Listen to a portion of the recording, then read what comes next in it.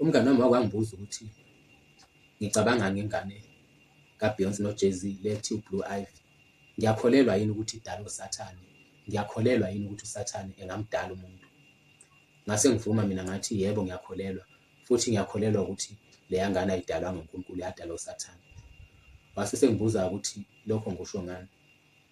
Ngase ngimchazela-ke ukuthi ekuzalweni kwaleya ngane leyana uBeyoncé ubelokhu ephuphunyelwa izisu, izisu.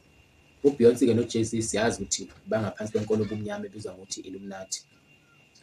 Kwahamba-ke wagcina ngesikhathi esekhulelwe yena uBlue Ivy lo, kwangathi siyaphuphuma isisu, sesiphuphumile futhi leso sisu leso, kwangazi ukuthi futhi asiphuphumanga, yadida nje indaba yaso, yagcina izalwa-ke le ngane lena. Ithe mayisizaliwe wasenza ingoma uJay-Z ebonga usathane ukuthi le ngane lena ize yazalwa, kade wasabezama ukuthi izalwe, bathatha ngokuthi kube isimangaliso ukuzalwa kwayo ngoba nabo abaqondanga ukuthi izalwe kanjani. Bakholelwa ukuthi ngempela bayiphiwe usathane, base beyiqamba igama elithi uBlue Ivy. UBlue-ke umele ukuthi baby living under evil, okusho ukuthi ingane ephila ngaphansi kobumnyama. U-Ivy umele u-Illuminati's very youngest, okusho ukuthi iyona ngane eyi-Illuminati, iyona ngane encane nje kunazo zonke eyikhona kwi-Illuminati.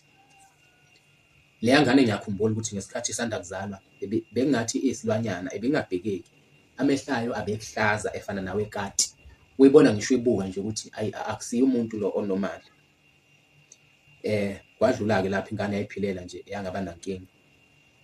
Kodwa-ke bengifuna ukuveza nje ukuthi ngempela bakhona abantu abathi bezalwa bengabi abantu nje, kodwa uthola ukuthi banomoya okungesiwo kaNkulunkulu, banomoya wobumnyama, uthole umoya kasathane, kanti uthola ukuthi vele labo bantu labo basuke vele bevele ngamandla omoya wobumnyama.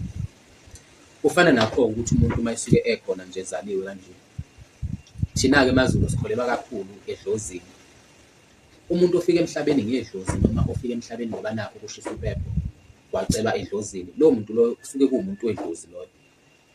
Ngike ngibuke-ke abanye ukuthi abayilandeli le ndaba yabo yokuthi bazalwe kanjani, bese umuntu eyakhula, mase ekhulile engene enkolweni, esindiswe, ethi yena uphila ngoJesu, bese lo moya lo afika ngawo emhlabeni bese uyathukuthela, kwesinye isikhathi umbulale, ngisho ukumbulala, ngoba awukho umoya ovumayo ukuthi uphucwe into yawo.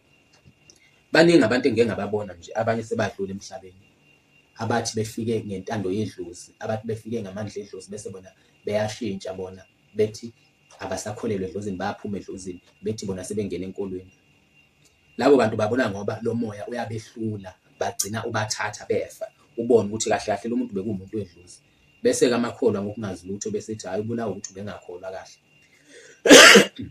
Manje-ke into engizokhuluma ngayo, ngifuna ukukhuluma ngendaba yokuthi kwenzeka kanjani ukuthi nakhu usuzaliwe umuntu walo idlozi bese kuvela ukuthi wena uba ngazidalwa noma uba ngamadlozi. Baningi abantu othola ukuthi babeyohlola babe nenkinga nje bese kuvela ukuthi baba ngamadlozi. Ngizokuphikisa-ke lokho mina ngithi ayikho into ekuthiwa ukuba ngamadlozi, kodwa ukuba ngamadlozi kwenzeka kuphela uma kungukuthi kwenzeka la emhlabeni. Kwenzeka kanjani-ke la emhlabeni?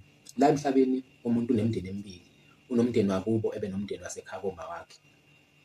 Uma kwenzekile le mindeni le yabanga, le ephilayo, nakanjani namadlozi akubanga.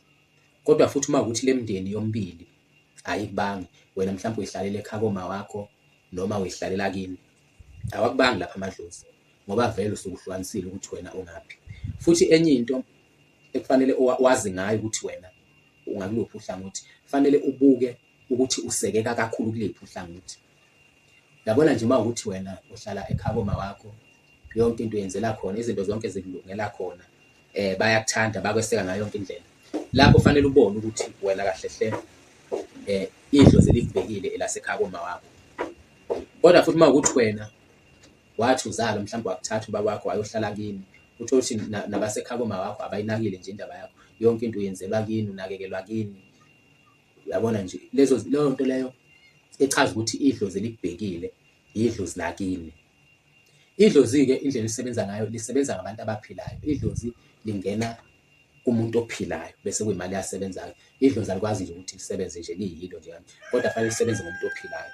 Ngikhumbula enye insizwa-ke lapha yaxoxa enye indaba yathi yona yayithanda u-anti wayo kakhulu, eyilwela eyivikela u-anti wayo. Kwahamba u-anti wayo washona, wadlula emhlabeni.